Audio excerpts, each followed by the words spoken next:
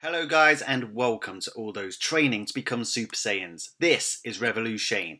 So on this video we are going to be talking about, yes you guessed it, it's pretty obvious from the title, Ultra Instinct Beerus. In episode 116, when Vegeta was recollecting his memory, he took us back to the time where Goku and Vegeta were training with Whis, and Whis revealed that they needed to learn to move without thinking. Each part of their bodies needed to move without thoughts. And he also revealed that even Beerus himself, the god of destruction of Universe 7, is having some difficulty mastering the ability known as Ultra Instinct, the state of the gods, even a state that even the Hakaishin themselves struggle to attain. Now last week I discussed the implications of Goku attaining Ultra Instinct and what it could mean for Beerus and his position in a video entitled Why Beerus Fears Ultra Instinct Goku. I'll link that at the end screen in case you haven't seen it, but this video is actually focusing on what if Beerus manages to master Ultra Instinct himself. But just before we delve further into this discussion about Beerus's character progression, I just want to ask anybody new to this channel to subscribe. I have a content full of very diverse Dragon Ball topics, including power scaling, theories, news reviews, and I even report on the latest spoilers. So make sure you subscribe to get all that to your account as soon as it's released. And if you're on these social media platforms, Instagram and Twitter, I find myself spending more and more time on these social media accounts talking about Dragon Ball. So if you want to talk further about Dragon Ball with me on these platforms, come and follow me. So ever since the Dragon Ball Super Special episode 110, Beerus has actually been acting a bit iffy since Goku attained Ultra Instinct, at least the imperfect version of Ultra Instinct as we found out pretty recently in episode 116. Now a lot of us have been asking the question recently whether Beerus had actually mastered Ultra Instinct himself. We know that he was upset about Goku attaining it pretty damn easily, but at the same time, we were like, maybe that's just because he went through a process of over millions of years, where Goku simply just triggered the transformation. We obviously had that Resurrection of F sequence with Goku and Vegeta training with Whis, where Whis reveals Beerus hadn't mastered it. But that was quite a long time ago. Even though we have no exclusive statements on how many years have passed in Dragon Ball Super, you would assume that since ROF up to this Tournament of Power, a few years has indeed passed. But going off Beerus's reactions to Whis' comments in episode 116, it would appear that Beerus still hasn't managed to master Ultra Instinct just yet. Now, it's obvious that Beerus has never had that trigger moment like Goku had against Jiren, where he broke through his own shell of limitations. So he's had to basically acquire it over years and years of training, potentially millions of years of training with Whis, who appears to be 24/7 Ultra Instinct. And by the way guys, my video tomorrow is going to be why Whis is far more powerful than you thought. So like I said, if you're new to this channel, if you don't subscribe, you won't be notified when that video comes out. It's going to be a good video. Regardless, the question on my mind, especially in reference to Beerus, is how much of Ultra Instinct does he know? What level of Ultra Instinct is he at?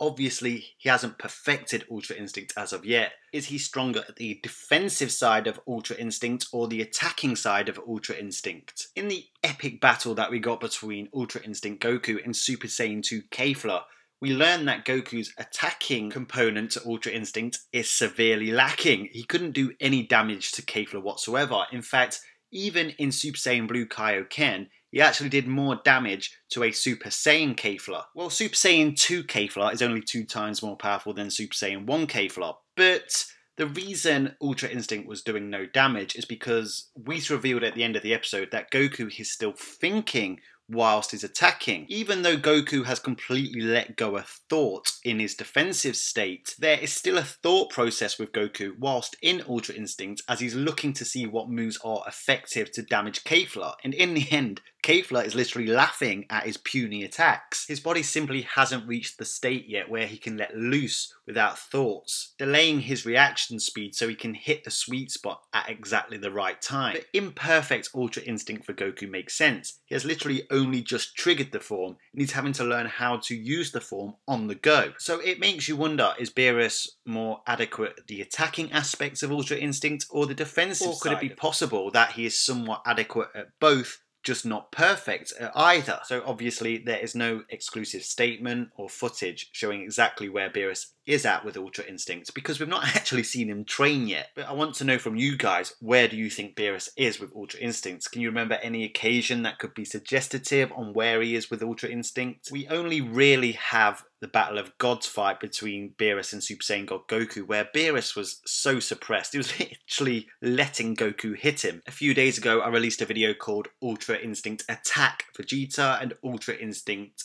Defense Goku. It's basically a theory that Vegeta acquires the attacking side of Ultra Instinct, and together Goku and Vegeta make the perfect team against Jiren. But after I released the video, I literally kicked myself for missing out a moment that happened in Dragon Ball Super that is also relevant to this video and could suggest that Beerus doesn't really have the defensive side of Ultra Instinct down, because he is such a powerful character. And that is the Quaker Fury Vegeta moment, when he literally went ape and attacked Beerus, landing hits on Beerus in Super Saiyan 2 before his training with Whis. I mean, it's incredulous to think how minuscule a percentage that Quaker Fury Vegeta was at then in terms of Beerus's full power. Yet, seeing Bulma get slapped, Vegeta lost all inhibition and his body literally attacked on its own for him. This is the same Vegeta who moments before literally fell to the ground at the idea of attacking Beerus. Whis did say that it's especially Vegeta who will struggle with Ultra Instinct because he is so tense because he tries to pre-compose his movesets. But like I said here, Vegeta lost all his inhibition and just went for it,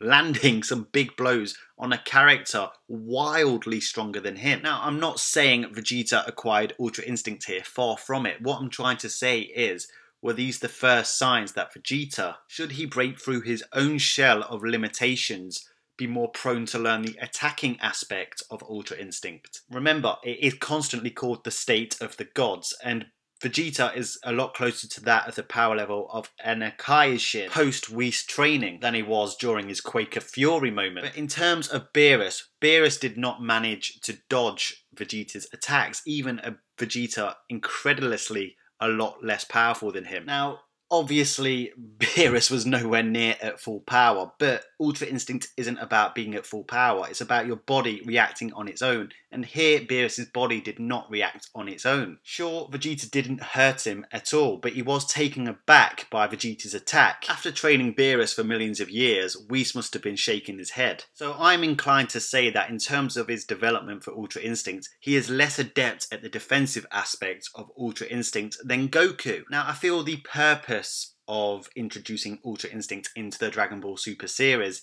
is to take us away from the constant dependency on characters increasing their power. These inner state transformations actually serve as equalizers for power.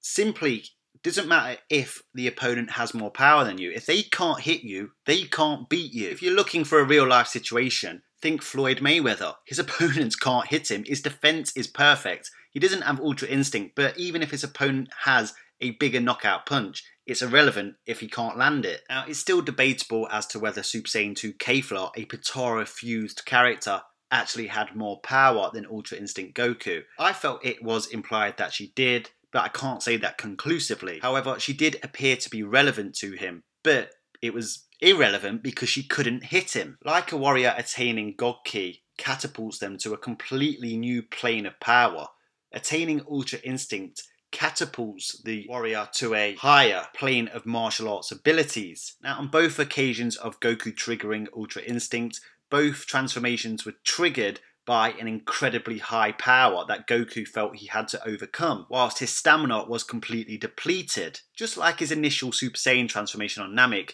you could say it was a freak accident. However, when you take into account what Beerus may have faced, has he faced a power like this that would enforce him to break through his inner limits? In Universe 7 before Dragon Ball Super was a pretty weak universe.